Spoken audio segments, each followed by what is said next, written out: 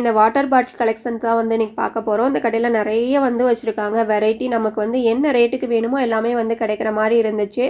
இந்த plastic flower ஃபாட்டும் பாருங்கள், பார்க்குறதுக்கு ரொம்ப அழகாக இருந்துச்சு. நிறைய வெரைட்டிஸ் இருந்துச்சு. வாட்டர் பாட்டிலே வந்துட்டு நமக்கு என்ன விலைக்கு வேணுமோ அந்த விலையளவுக்கு வந்து வச்சுருந்தாங்க. காசு ரொம்ப ஜாஸ்தியாகவும் குவாலிட்டியாகவும் விலை கம்மியாகவும் வந்து வச்சுருந்தாங்க. நாங்கள் இந்த 3 பாட்டிலும் சேர்ந்து வந்துட்டு 99 ரூபான்னு சொல்லி வாங்கியிருந்தோம்.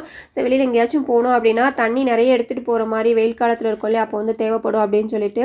குழந்தைங்களுக்குலாம் இந்த பிளாஸ்டிக் பாட்டிலாம் செட் ஆகாதுங்க. காரணம் பார்த்தீங்க அப்படின்னா 1 மந்த்லேயே வந்துட்டு தாங்கிறது கஷ்டம் தான்.